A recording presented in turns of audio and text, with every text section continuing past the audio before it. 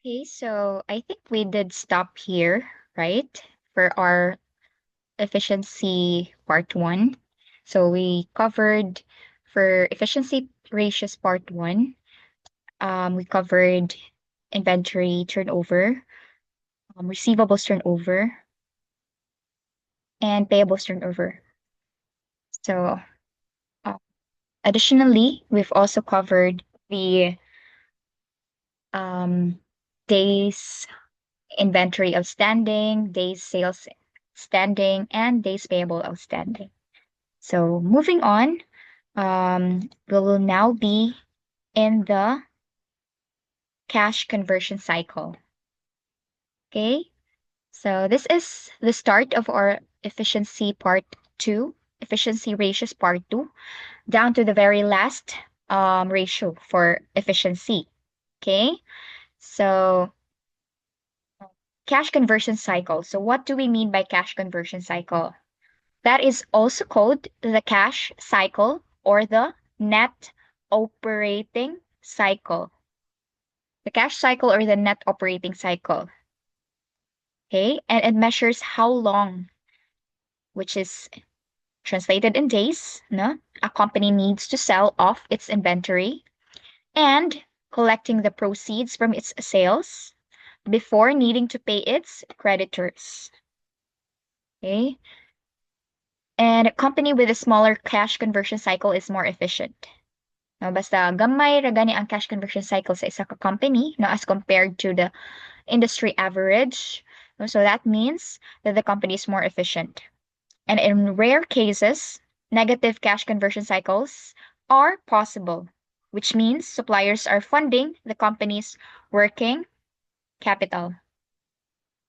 Okay. Okay. So another interpretation is that if the company has a higher cash conversion cycle, so that means unfavorable siya, which indicates lower efficiency in managing its working capital. Okay, so here's the formula: days inventory outstanding, DIO, DSA, day sales outstanding, less days payable outstanding.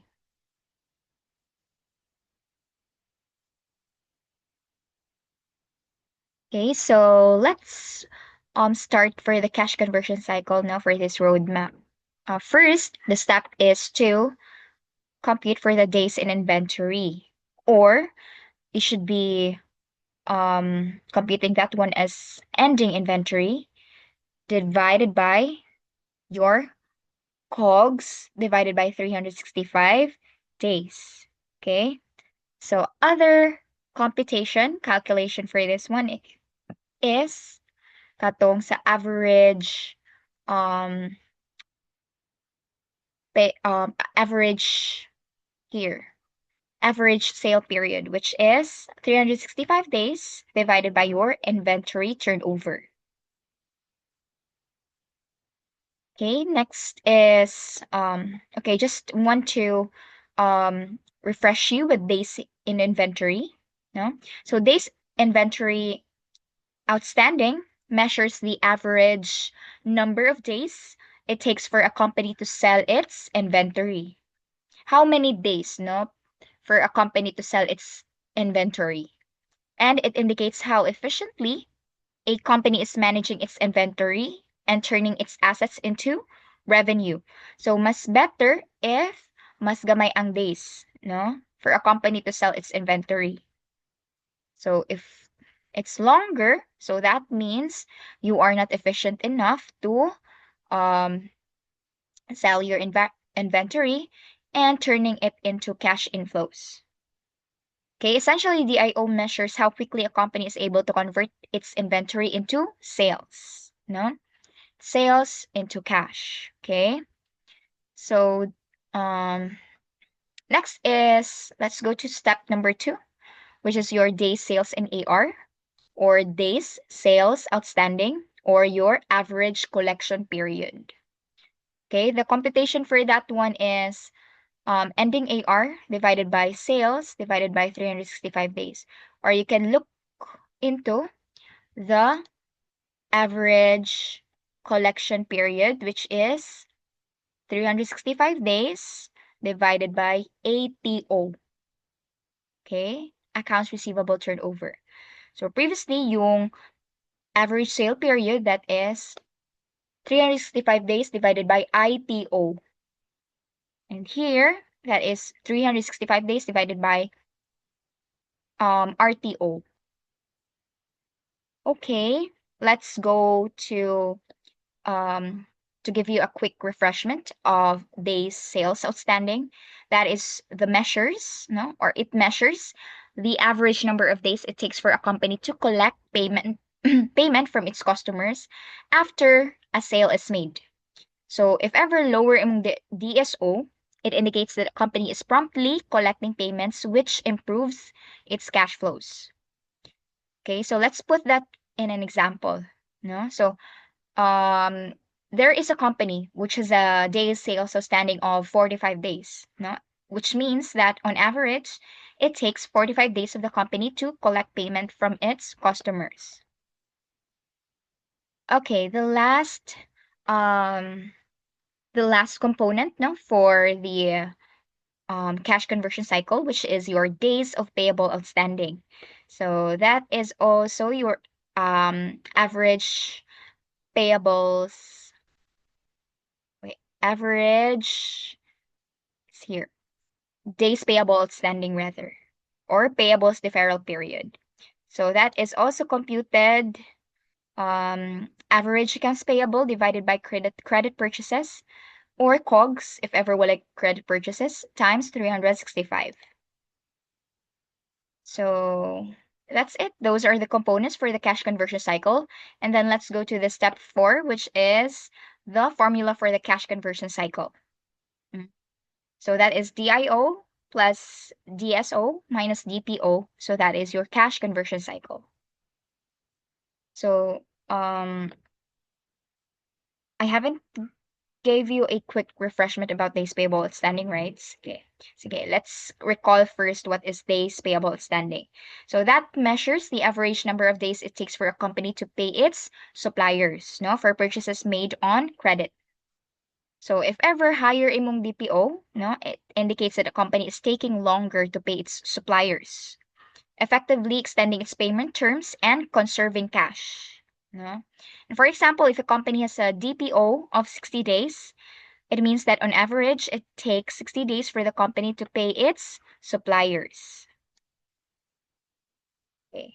So let's go to the cash conversion cycle, because that's we are talking about cash conversion cycle here, right? So let's know the importance of CCC. No? So first is to determine the financial health of the company.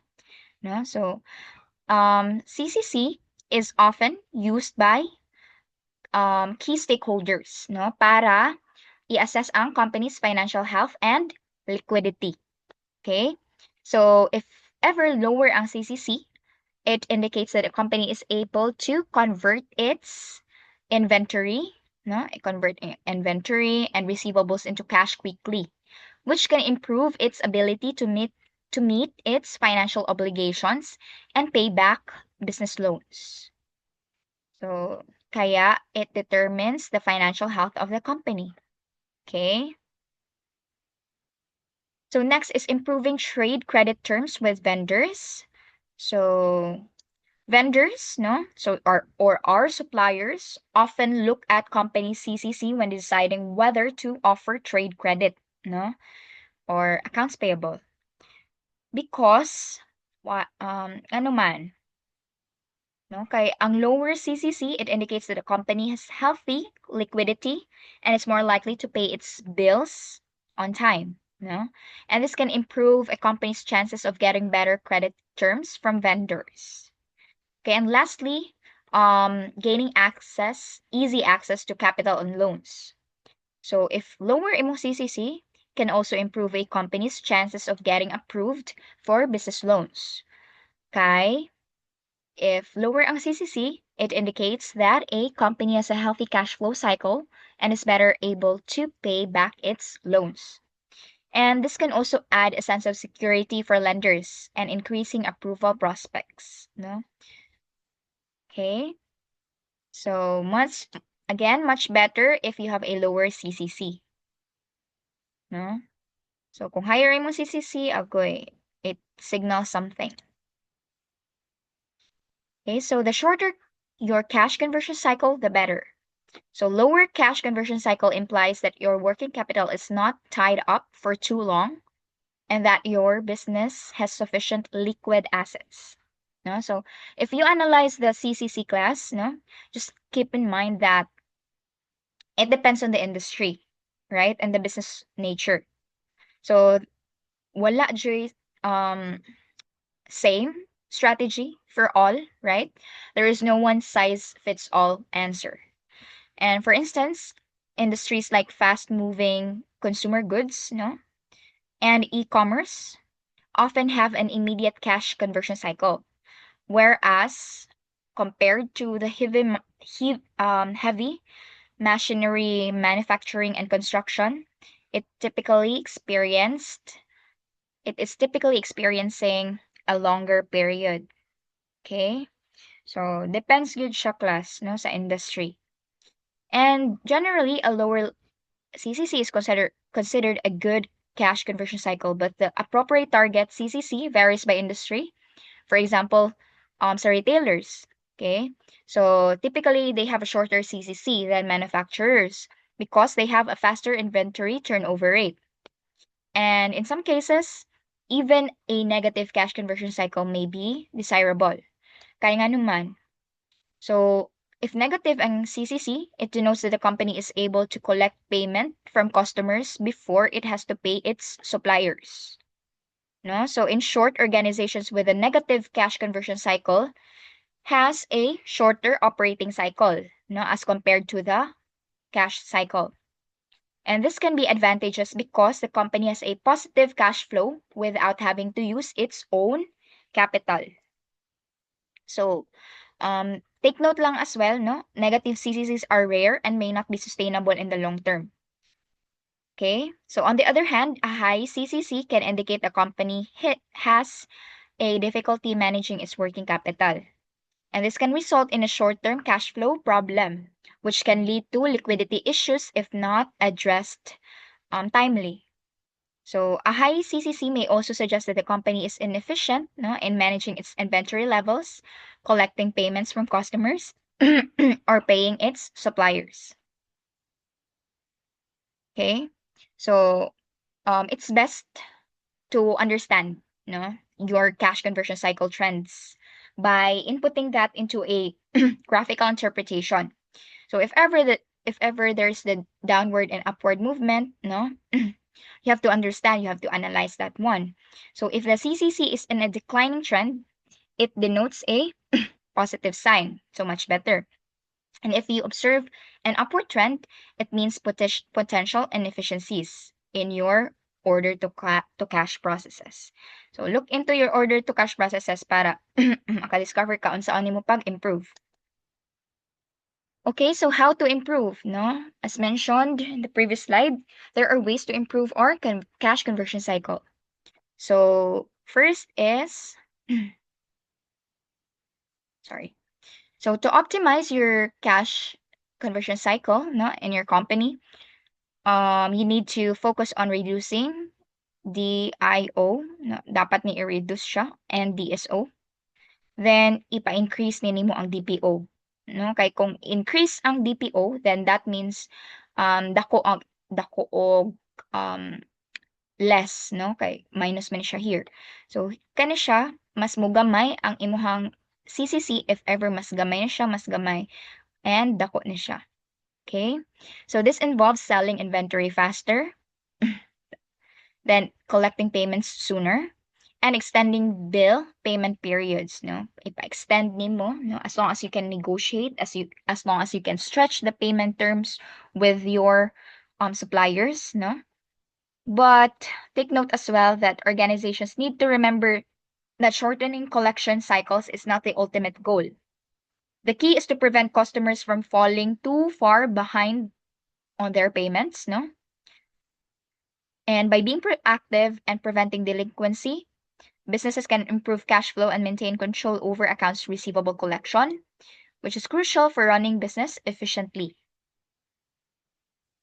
Okay, class. So, in our experience, no, in our client experience, it doesn't mean that if we send an invoice, we can right there and then expect timely payments. No, dili na siya realistic.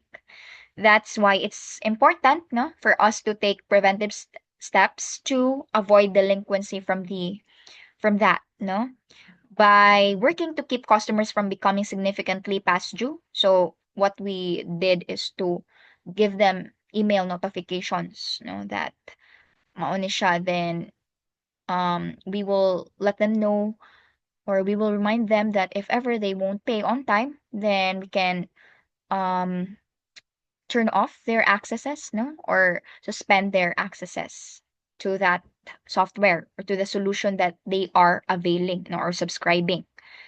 So organizations can reduce overall cycle times and ensure a consistent cash flow. So here are some key tips to help improve the cash conversion cycle. Number one is better payables management. So dapat i-manage ang payables such as supplier payment terms, no, which is the key to controlling working capital. So you can see the positive trends in your CCC if you leverage and consolidate your spending by increasing supplier collaboration and extending payment terms. So just maintain good working relationship with your suppliers, no? So that you can be able to negotiate, no? Then prioritize inventory management, no? So if there is poor inventory management, then that could lead to lower sales due to the inability to service the placed orders, right? So dapat, no, ang inventory management should be prioritized alongside sales, profit, and payment data of the customers. And development of new relationships with customers and clients can also improve inventory management. Okay, now on to the number three, that is empower and enable customers to pay with ease. So to improve the CCC, so you also have to understand why customers delay their invoice payments. Okay, so naabakay lain-lain mode of payments for them to um have other options, no? For example, rather than cash only, they can opt to pay you by credit cards, no? Or by ACH, okay?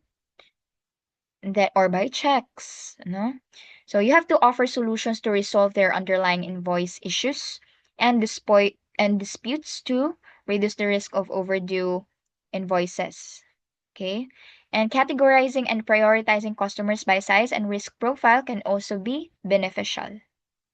Okay, on to number four. You have to ensure consistent communication. So you have to maintain consistent follow-ups through emails and phone calls, no? So not just sending them email notifications. We also call them, no? And that also is one way of building rapport to your clients, right? So by letting them be familiarized with you. So something like that, class. And utilize all provided contact information, including office phone, mobile number, email address, and supervisor's details. No? Pero if wala response within the 24 hours to a voicemail or email, then consider making another call or escalating the matter to the contact's supervisor. Okay? Okay, next is have a clear credit and payment policy. So you have to be clear with your clients and clearly convey your payment expectations and collection procedures to them. No, so you have to give them prior knowledge, no, of these, encourage open communication, and have clients explain their payment processing procedures to work together in ensuring timely payments. So this collaborative approach fosters a smoother payment process and strengthens client relationships. Okay, so number six is to take proactive measures. So you have to be proactive and anticipate customer needs, no? For example, if a customer requires an additional bill copy, so send it in advance without waiting to be asked.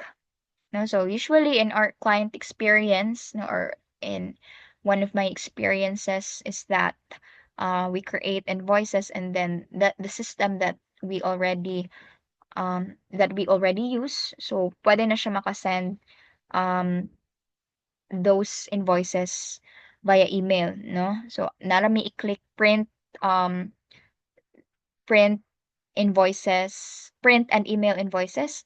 So kana siya, maka-email na mi dayon, no, para maka-receive na sila copy. Then maximize your collection management software by configuring it to automatically send transaction documents such as invoices or proofs of delivery. So kani siya, pasabot. And this proactive approach improves the customer experience and streamlines the collection process, enhancing efficiency and satisfaction. Okay, last um duha na lang, no? Last two. So when significant dollars, no, that is call early, call often. So when significant dollars are involved, no? So for example, substantial due na siyang amount, no? So calling before an invoice is past due is an effective strategy. Okay? So you have to establish um familiarization in advance, no? Making a list of those who are likely to pay late and flag their transactions for a proactive call. And if an invoice goes overdue, make a call or send an email within days of the event, because this approach helps in early resolution and ensures timely payments, no? Contributing to better cash flow management. And lastly is the leverage automation, no? Because it harness the power of automation. So we are now in a digital era, technology era. So therefore, we have to leverage, no, these technology that we are using. So never underestimate the power of automation, because it will optimize um, or it will lead to efficiency. No? So one way is to optimize the CCC. So the efficiency of your CCC process directly influences working capital, cash flow, and overall financial performance. And in today's competitive landscape, no, relying on outdated manual procedures can hinder growth and efficiency. Okay, so we're already done with cash conversion cycle. Yay! So we're down to the last, I think there are one, yeah, there are five, I think. So if I'm not mistaken. So um fixed assets turnover. Okay.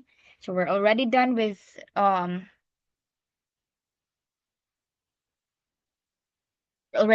prior turnover ratios, no? So karon fixed assets turnover. So this is an efficiency measure that calculates how many pesos of sales were generated by every peso of fixed asset. Okay? So pila man ka sales, no? Or how many pesos of sales were being generated, no? Or were um what do you call this one? Were um going into our company, no? For every fixed assets that we are using, no? So the formula for that one is sales divided by average fixed assets.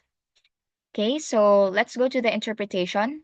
So a higher fixed asset turnover is favorable, no, because that means it is more efficient in deploying its fixed assets, no, or it's utilizing its fixed asset in order to create sales. Whereas low turnover, so mas or lesser efficiency siya, because it means that um it doesn't utilize that the fixed assets much, no, to generate sales.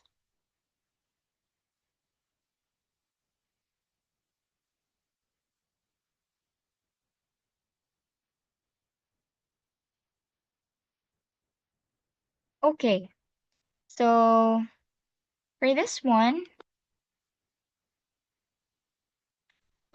fixed asset turnover ratio is a financial metric, no, that measures the efficiency with which a company utilizes its fixed assets to generate sales. So that is also So let's just name that as FATR. FATR. Okay.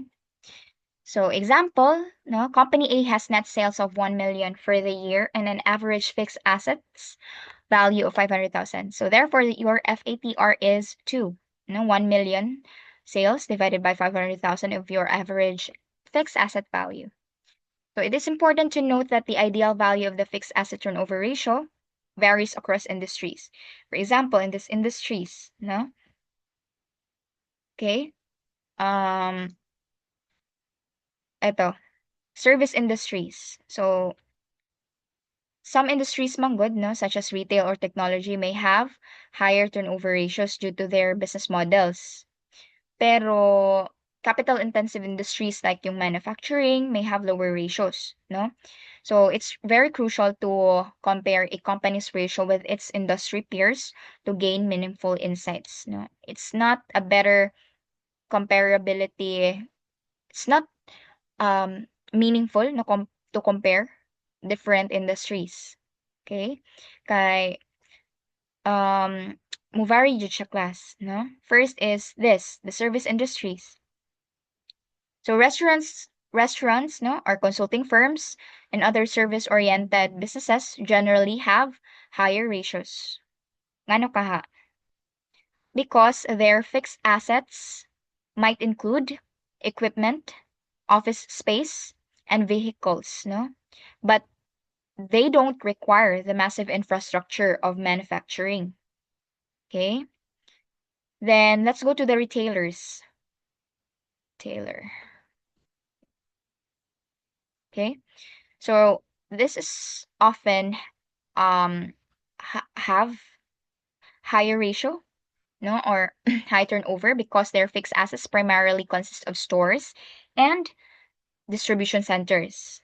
So ilang focus is on quickly moving inventory, okay, which generates high sales relative to their fixed asset base. So that's why it's higher turnover. The next is technology. So technology like software and service based technology companies, no? So this typically has lower investments in physical fixed assets because their primary assets are often intellectual property and human capital, thus leading to higher turnover ratios. Okay? Next is let's go to the lower ratios, no? Those industries which have lower ratios, which are the manufacturers, because this in manufacturing companies, they heavily invest in factories, no? Machinery and equipment. And these capital intensive investments result in a larger fixed asset base, leading to lower turnover ratios. Okay? Next one is utility companies like electricity, gas, water. Okay? So this require extensive infrastructure such as power plants, pipelines, and transmission lines. And these massive investments lead to very low fixed asset turnover ratios. And another is the transportation, no? Or yung mga airlines, yung mga railways, road infrastructure, no? So they have substantial investments in aircraft, trains, and roads. And these industries are highly capital intensive, no, resulting in lower turnover ratios. So you have to consider when analyzing the FATR. Okay, you have to look for the trends. You have to compare the ratio over multiple periods to identify any patterns or trends because, no, when you encounter a declining ratio, it may indicate deteriorating asset efficiency, no? While an increasing ratio may suggest improving operations. So therefore, much better if there's a higher turnover for FATR. And benchmark against competitors, no? So you have to compare the ratio with industry peers to assess the company's performance relative to its competitors. So this analysis can provide insights into the company's competitive position and operational efficiency. And number three is to consider the impact of depreciation, no? Because fixed assets are subject to depreciation. which reduces their value over time, right? And when calculating the average fixed asset value, it is essential to account for depreciation accurately. Okay, so um, let's consider a specific example class, no, to illustrate um FATR. So there are two companies, Company A and Company C, no? So they operate both in the same industry and have similar fixed asset values. Pero Company A has a higher turnover ratio of 3, while Company C has a ratio of 2, no? So upon further analysis, no, it is revealed that Company A has implemented more efficient production processes, resulting in higher sales generated from the same level of fixed assets. So it is very important for the company to have a strategy, on how they can be able to be more efficient, be more what do you call this one? Able to utilize their resources effectively. Okay? So overall, no, in essence, the fixed asset turnover ratio is a valuable metric for analyzing a company's efficiency in generating sales from its fixed assets. And by understanding the ratios, no, investors and analysts can gain insights into a company's operational efficiency and compare the performance with industry peers. Okay, now on to the bottom four, total asset turnover. So it's more likely the same with fixed asset turnover. But here, no, so this covers the current assets and also the non-current assets, whether that is um this encompass the um fixed, tangible, intangible, current, non-current, no? All the other classifications of assets or types of assets. Okay? So this means, or this is an efficiency measure that calculates how many pesos of sales were generated by every peso of asset. No? So if you utilize this asset, no, how much of the peso sales were generated? No? So let's go to the interpretation. Okay. So if there is a high turnover, then the company is more efficient in deploying its assets. So in order to create sales. So mas maayo if higher turnover, no? Kaya mas favorable and it indicates greater efficiency.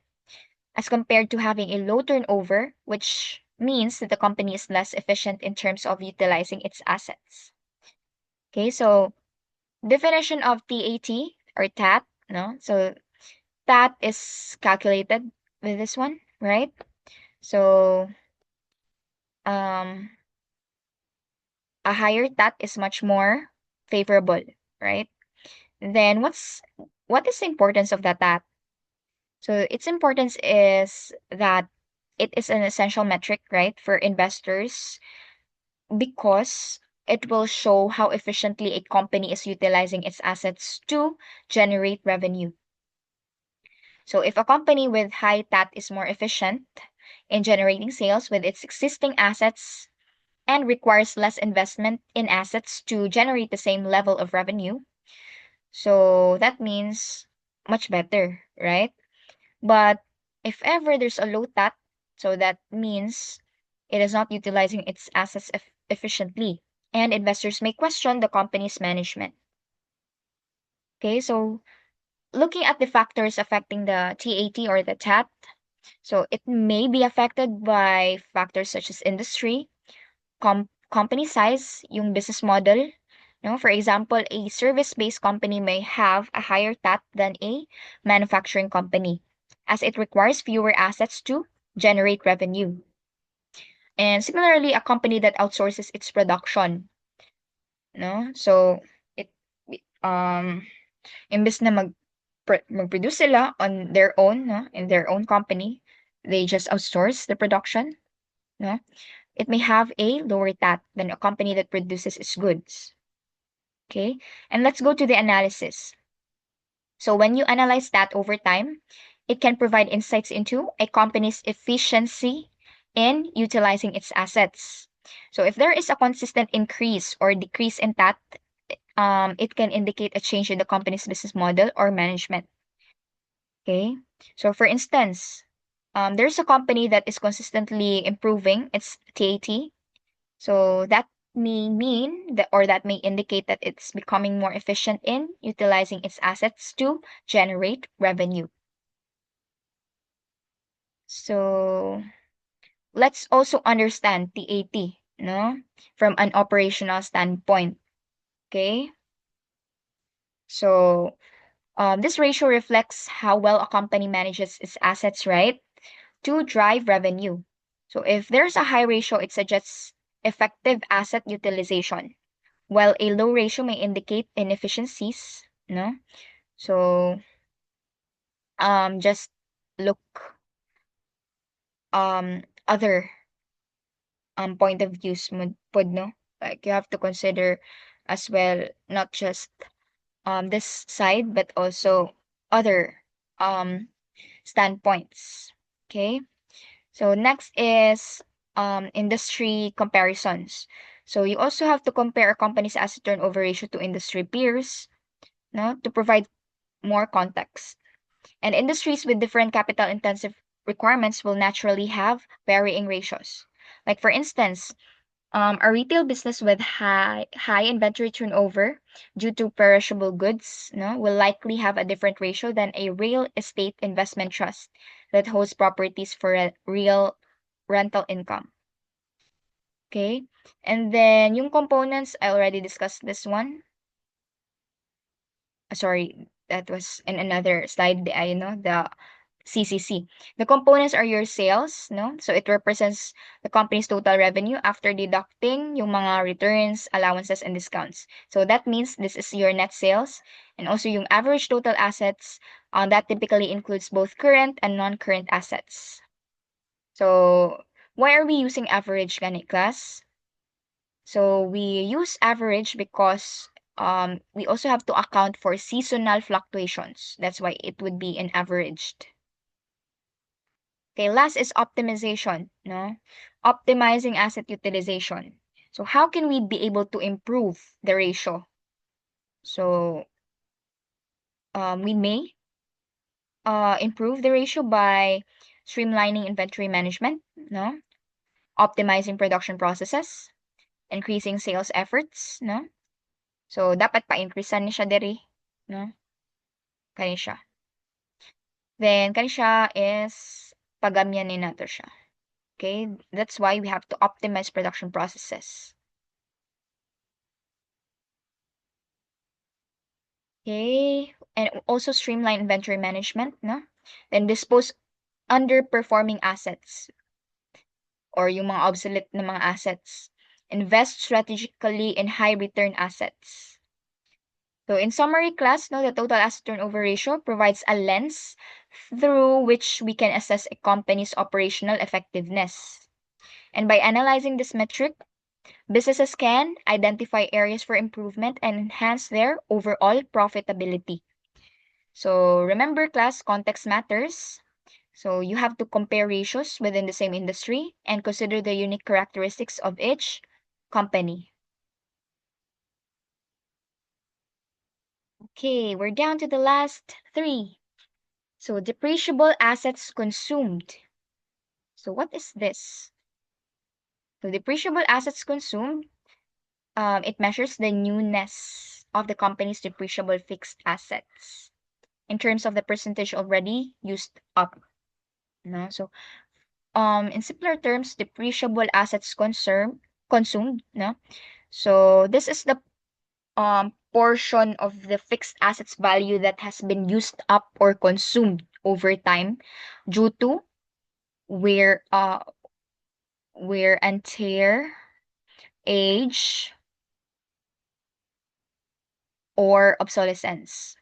And it is closely tied to the concept of depreciation, which is systematic allocation of an asset's cost over its useful life. So when we say a ratio is closer to 0%, meaning it indicates that the fixed assets are new and are therefore more efficient. No? So if ever dili pa kayo siya depreciated, right? So has more efficiency rather than those na kung ano siya, pa-obsolete na. Okay? So this may not be ideal for industries that don't require cutting-edge equipment, since companies with more depreciated assets have a cost advantage. So mas naa sila cost advantage ang katong mga daghan og depreciated assets kay sa tax, no? 'Di ba tax deductible man na ang depreciation expense. So the formula for this one is accumulated depreciation divided by total depreciable assets, no? So this again is measuring, no, the depreciable assets consumed, okay? Or yung portion of a fixed assets value that has been used up or consumed. So let's put that in an example class. So imagine yourself, you're in a company who buys a delivery truck for $50,000. And this truck is expected to last for 5 years, no? So each year the company would consume or use up a portion of the truck's value through depreciation. And after 5 years, the truck's value would be fully depreciated, meaning its cost has been fully allocated. So let's also explore some real world scenarios across industries. First is the manufacturing. So a factory's machinery gradually wears down with use, and depreciation accounts for this decline in value, no? So sa technology naman, computers and software become outdated quickly. Thus, depreciation reflects this rapid obsolescence. Then sa construction, yung mga equipment like bulldozers and excavators lose value due to wear and tear and aging. Then sa retailers naman, yung store fixtures and display cases depreciate over time as they age and become less appealing. Then sa healthcare, yung mga medical equipment such as MRI machines depreciate due to technological advancements and usage. So dapat, no, we have to look into this, no, kay we also have to make our financial reporting accurate. Depreciation expense kasi reflects the true cost of using fixed assets, which provides a more accurate picture of a company's profitability. Then sa tax purposes naman, depreciation is a tax-deductible expense, reducing a company's taxable income. Then sa investment decisions, that is understanding the rate at which assets depreciate helps businesses make informed decisions about replacing or upgrading equipment. Okay, so now for the average life of depreciable assets. So average life of depreciable assets, this estimates the average lifespan a company assigns to its depreciable assets using annual depreciation expense as a yardstick, no? So this is also referring to the estimated time frame over which a company expects to use a fixed asset in its operations, no? Or estimated, diba? We usually do that, right? And um like solving in problems, no? So we tend to look at those data nga, okay, the estimated lifespan of this is 10 years, diba, for a certain type of fixed asset or tangible asset. So it's a crucial factor in calculating depreciation expense, okay, which spreads the cost of an asset over its useful life. So, diba, as you can recall, depreciable assets divided by the years, the number of years that asset will be used, no, equals to depreciation expense. So, same ra po na siya, but we just have to interchange. So, average total depreciable assets na divided by annual depreciation expense instead of the years or average lifespan, no, because we are computing for the average lifespan naman here.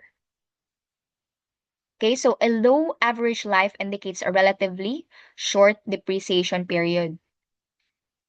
So, if ever it will have a lifespan of 3 years, so meaning it has a short depreciation period, no? And if the if it's a higher average life, it indicates assets will be used for longer periods and may possibly be less efficient.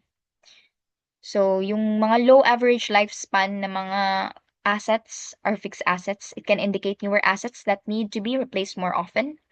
But accelerated depreciation is also a tax reduction strategy.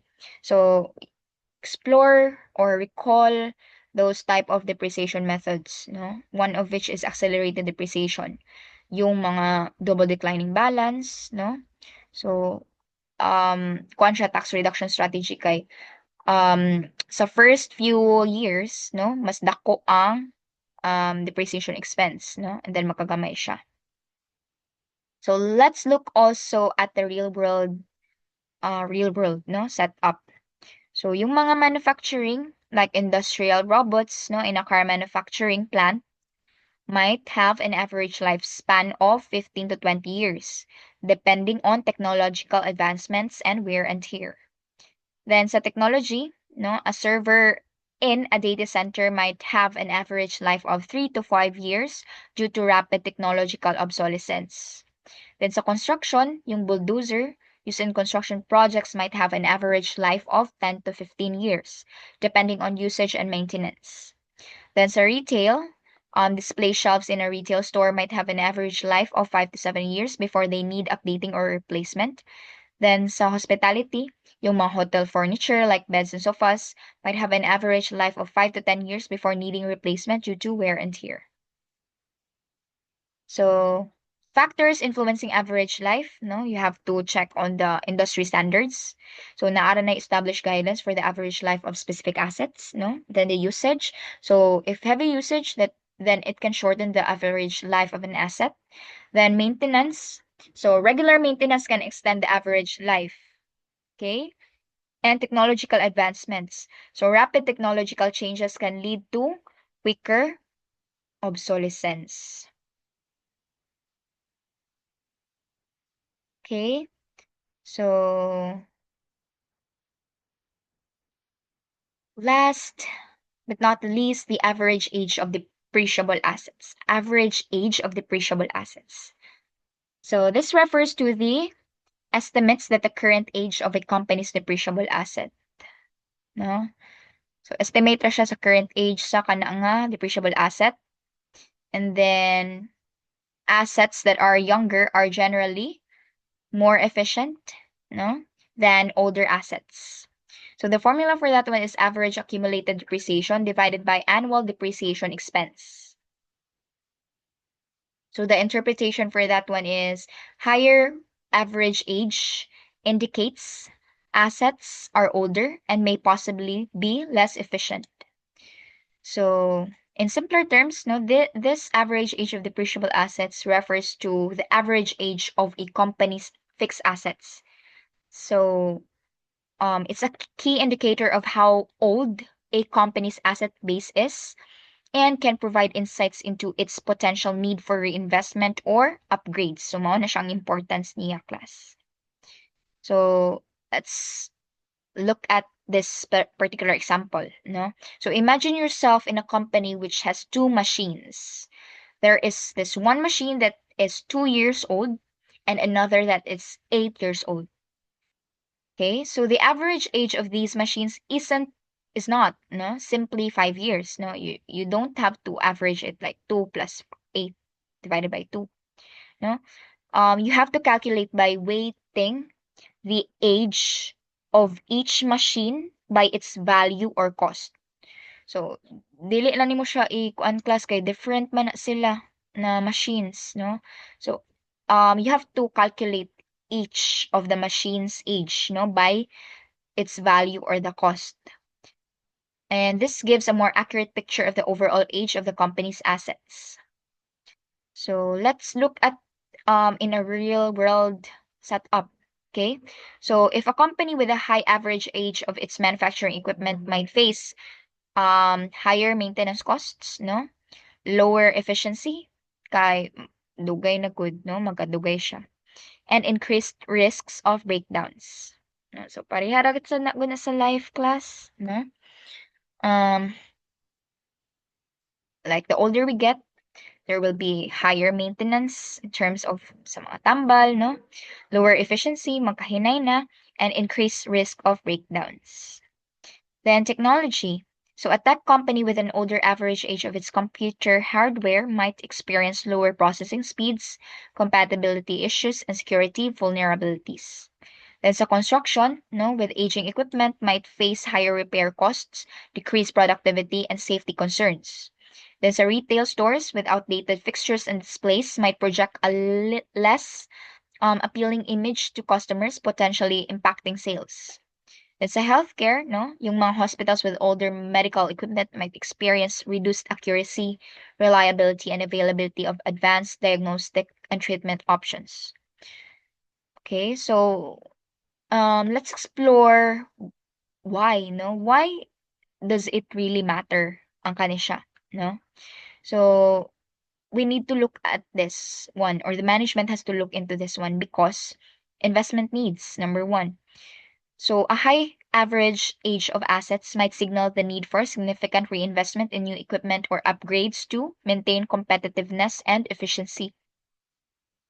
Next is the operational efficiency, no? So yung older na mga assets, again, it is much more less efficient, right? Leading to higher operating costs and reduced productivity.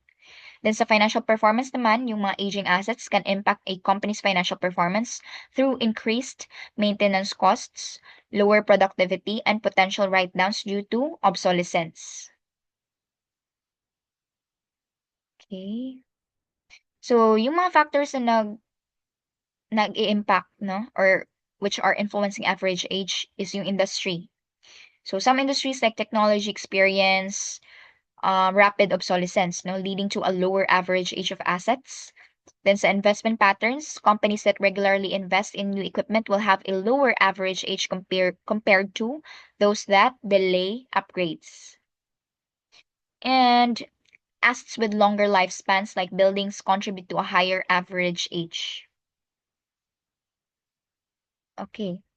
Sige. Let's have a comparison between average age of depreciable assets versus average life of depreciable assets. No? So, mao ni siya ang last two nga ratios na akong gina-discuss earlier. So, first is average age of depreciable assets. No? So, yung time frame niya or this ratio measures how old yung company's assets are currently. No? How old are they currently? Pero yung average life, this estimates how long a company expects to use its assets, no? Estimated life of the asset. Kani siya is current age, pila edad na ang assets, no? Then, yung calculation niya is weighted average of actual ages. Okay? Then, yeah, you have to weigh or you have to make a weighted average of the actual ages ng lahat ng mga assets, no? Pero ito is estimated duration. And you have to base on industry standards and manufacturers' estimates or companies' experience. And it's the estimated time frame an asset will be in service. This one, you have to look into or consider the value or the cost of each asset. Then another is this provides a snapshot of the current condition of the asset base, no? What is the current condition of that asset, no? With regards to its age. Then a higher average age indicates an older asset base, potentially implying greater need for reinvestment or upgrades. While dito sa average life of depreciable assets, it used to calculate depreciation expense and plan for future capital expenditures. So, a longer average life results in lower annual depreciation and vice versa. Okay, so let's put that into an analogy. Before analogy, its implication. So, older assets may need replacement, right? And here, influences depreciation expense and future spending. So, let's go to an analogy of this. So, think yourself or think right now a certain dream car of yours, no? So your dream car you have obtained that one, no? You were able to obtain that one now. So its average age right now is 5 years old. And its average life is how long the manufacturer expects it to last. Like for example, 10 years, no? So you only have 5 years for it to make use of that dream car of yours. So why does these matter? Okay? So understanding the difference of these is crucial for investment decisions class, no? And then um on the side of the average age, it helps assess the urgency of replacing assets, while the average life of depreciable assets helps plan for future investments. Then, sa financial analysis side is that average age provides insights into operational efficiency on potential risks, while yung average life impacts depreciation expense and profitability. So if we consider both the average age and average life, businesses can make informed decisions about managing their fixed assets, optimizing performance, and ensuring long-term financial health. Okay, I think that's it. I'm done with the part two of the efficiency ratios, and I'm done with all of the efficiency ratios na indicate sa inyong book. Okay, so that's it, class. So I hope you were able to catch up and you were able to appreciate, no? So the value of understanding these ratios. And I hope that you get to love more of these, no? As we um as we put that into activities in our next met or in our next session. Okay? So thank you and goodbye.